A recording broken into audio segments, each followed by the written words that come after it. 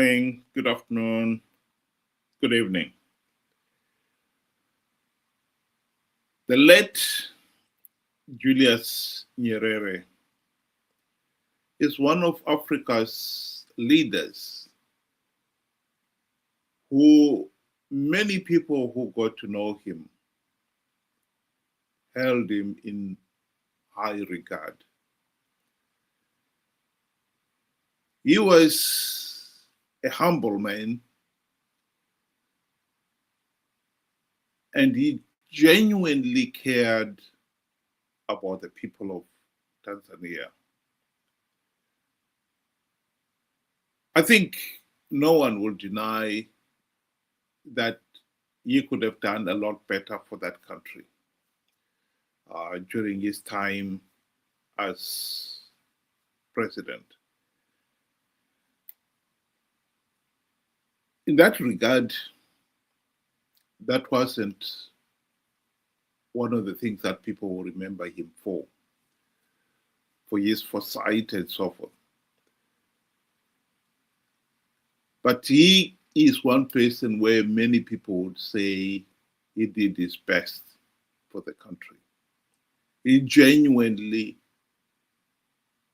cared about what happened to the country and the nation. And that is his greatest legacy.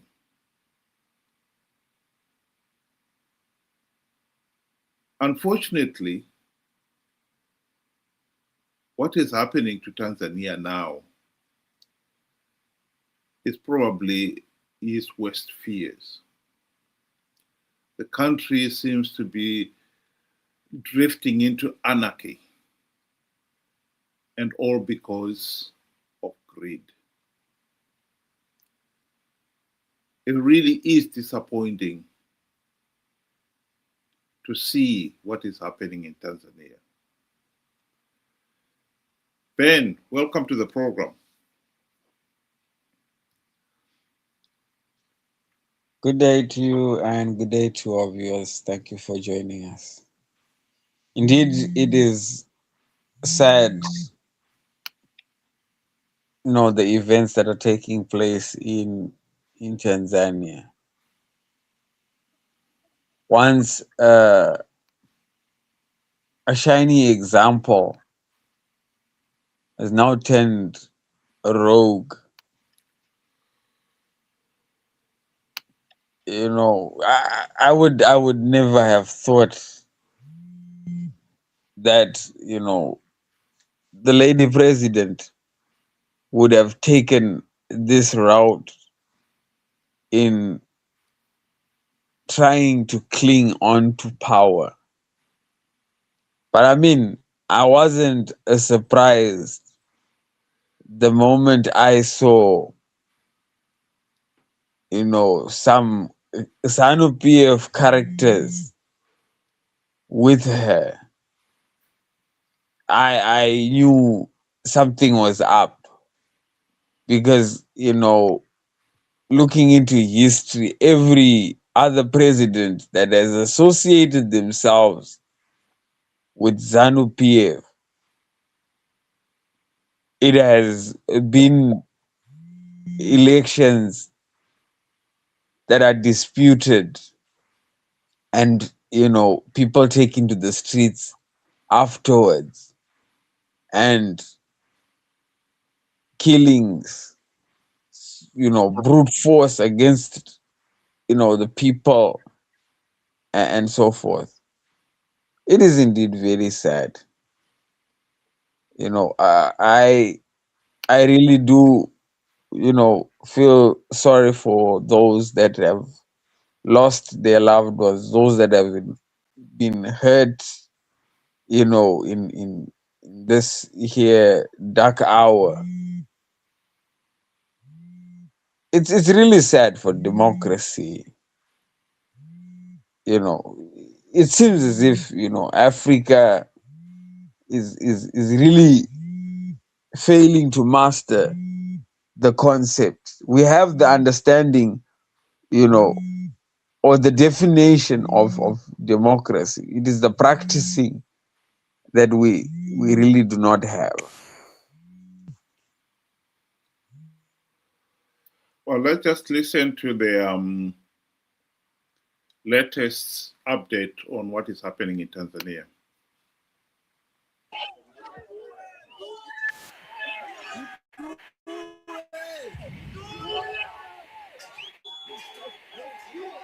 The streets of Tanzania's biggest cities woke up empty, not quiet, empty, not peaceful, tense.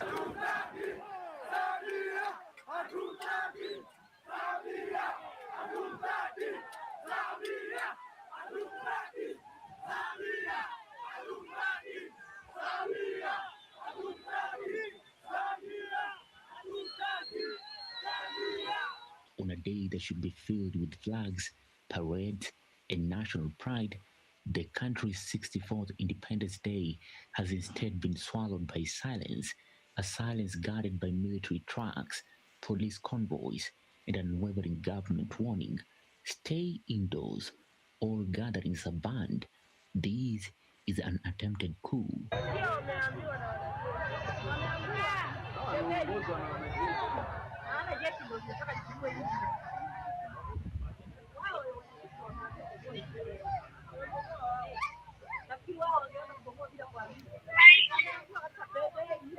Yet videos still slipped through the digital cracks. Small crowds chanting Hatumutaki Samia Suluhu in Kariakoo, police firing tear gas, armored vehicles blocking roads, and activists posting that people are being abducted for simply stepping outside. This is December 9th, Tanzania's D-Day, and the question floating across East Africa today is simple. What exactly is going on? We start with the latest update. Protests have already kicked off in Dar es Salaam, Arusha, and several towns. Not huge crowds, because movement is practically illegal today, but visible enough to show defiance in a country where security forces have flooded the streets. The protests didn't emerge from nowhere.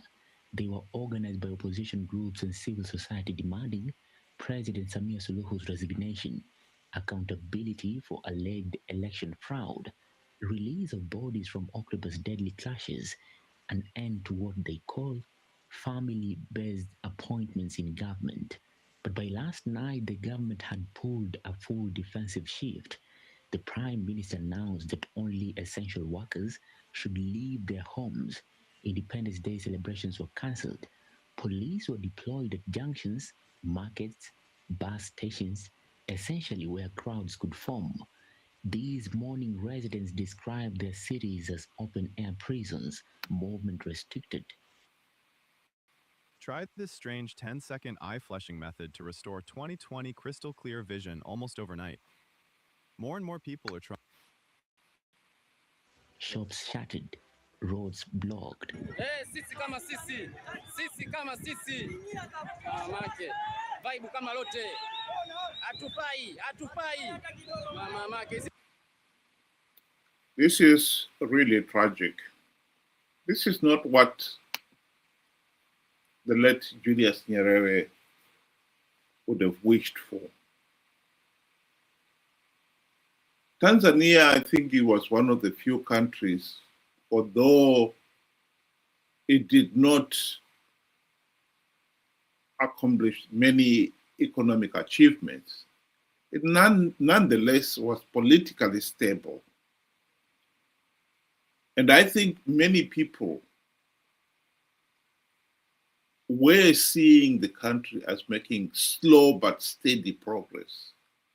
Yes, President Nyerere and his socialism did not accomplish much. In fact, I think in terms of the economy did suffer. But it was not so much because of corruption. It was maybe because of mismanagement. And the regime never at any point tried to hide its own failures behind power. What is happening in Tanzania now is a far cry from what the people of that country had hoped for. Yes, if we've got problems, let's solve them in an open and transparent way.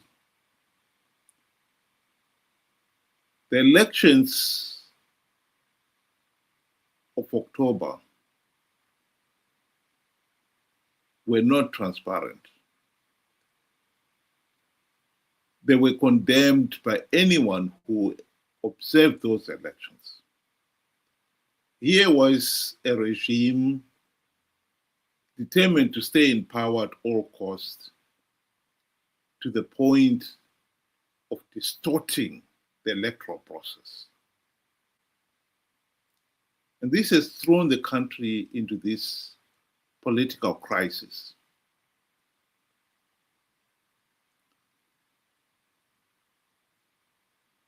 I think the important lesson that must be learned here is that once you have broken something, fixing it is not going to be easy. This is why you should be so careful that you don't break the system. Tanzania has never had violent elections. This is the beginning. This is the first time they've had it. The system is broken.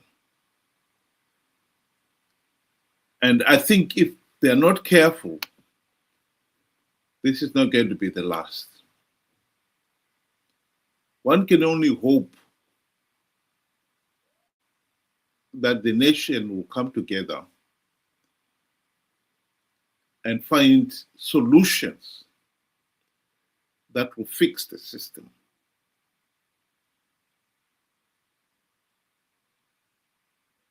The present regime in the country has to accept that what happened in October is not right. And they should admit that and be willing to correct it. Any other pretense is not going to help the country move forward. This is the kind of thing that should not be swept under the carpet,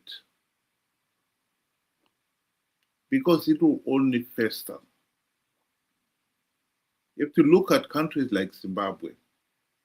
We have failed to hold free, fair, and credible elections. And the regime is now being so deeply entrenched that changing it is even more difficult now than ever before. We have already had a military coup in 2017, an electoral coup in 2008. And now the regime is so deeply entrenched that Mnangagwa rigged the 2023 elections and is even boasting that the opposition are now in his deep pockets. I'm happy kuti in Zimbabwe hakuna friction between the ruling party and the opposition party. But it is critically important that we must have an opposition which must check on the ruling party. So members of the opposition, make sure you deal with the ruling party. Don't make them sick. Make sure you make them busy, the opposition. Musamboregera. Nyanga vakadini rambai muchimbo criticize kuseni masikati criticize. That way, munovabatsira kuti varambe vari mupower.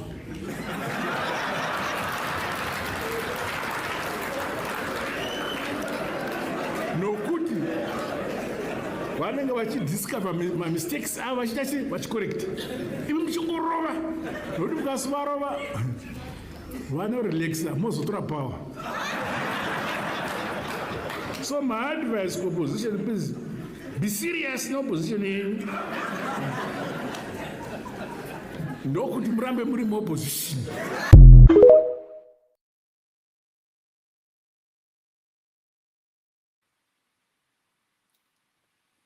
Welcome, Ben. Sorry you dropped out. Sorry, I had internet challenges. You know, we need to, you know, make it very clear that holding elections is not a sign of democracy. A sign of democracy is holding free, fair, and credible elections. That is what defines democracy. So in Africa, we have made a big song and dance that, you know, we hold our elections, no matter how flawed they are. I mean, we look at the Zimbabwean elections, that even SADC, the regional body, condemned those elections as illegal and flawed. We have to make that distinction. And you know, I'm glad that the people of Tanzania were able to make that distinction and made a bold stand to say, no, no, no, no. You cannot just give us elections and that will be fine. We want free, fair, and credible elections. We want a meaningful say in who governs the country. And they spoke out. And when they were not given, they took action. And now the whole world is in support of them. So no matter how much, you know, the lady president wants to try and cleanse the process and, you know, say I'm going to have inquiries and so forth, it's not going to wash her clean. She has got blood stains on her hands. She has got illegitimacy, you know, stamped in her rule. And that will be remembered forever. It is just unfortunate, you know, how power hungry individuals will go to such lengths to try and protect, you know, their hold on power. But the world sees who they are. The people of Tanzania see who she is, you know, as an individual. And I'm really glad for that stance. I'm sad at one point to say, you know, a lot of innocent lives have been lost. The number of people that have died has been hidden away, you know, from the people, you know. But a lot of people, we saw the evidence. People were killed for their rights. This is a lesson for us Zimbabweans. We are eager to participate even in rigged elections because it is our right. We do not have a right to rigged elections. We have a right to free, fair, and credible elections. And we must be able to make that distinction. And we must be able to stand like the people of Tanzania and say no to shameful elections. No matter how, you know, the opposition can claim that they can win these rigged elections, it cannot happen. It is impossible. We have years and years of history that prove that it is impossible. And unfortunately, we seem not to learn, and we are so eager now to go into, you know, the 2028 elections without even any meaningful reform that has been implemented, without even taking the recommendations that we have been given. And yet the opposition know about these recommendations. These are important for us to ensure that we have a rightful say and a meaningful say in who governs the country next. So the choice at the end of the day is we can stand up like the people of Tanzania, or we can be ourselves, participate in rigged elections, and cry the very next day. Choice is ours. Well, my last word, before I give my last word, I'd just like to remind the listeners out there that tomorrow, Saturday, and Sunday will be on this platform. If anyone would like to join us, the link is shown there at the bottom of your screen. We'll use the same link on Saturday and Sunday. We'll be discussing whatever is topical issue of the week. My final word will be, I would like to think that if the late Julius Nyerere was alive today, what you would say. I believe you would call the president and the party leaders that he led at one point and tell them that that is not the Tanzanian way of doing things. This is unacceptable. We have got to have peace in the country. We've got to have leaders who are accountable to the people. We must have people, allow people to have a meaningful say in the governance of the country. If we make a mistake and we are poor together. There should not be individuals who think they have the right to rule the country. The mistakes that were made in October's elections must be put right.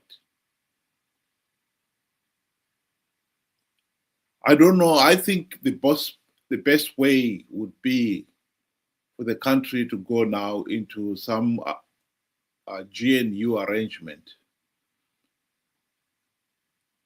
and they seriously look at the Constitution and how to strengthen the various state institutions so that the state institutions are never again captured by a few individuals. And they save the nation and prevent a repeat of what happened in October.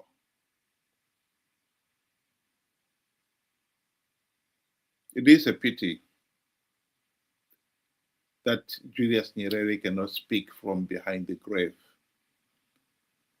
But if he could, I believe that is exactly what he'll be telling the leaders in Tanzania and the nation at large. Think about it. Thank you very much. Have a good evening.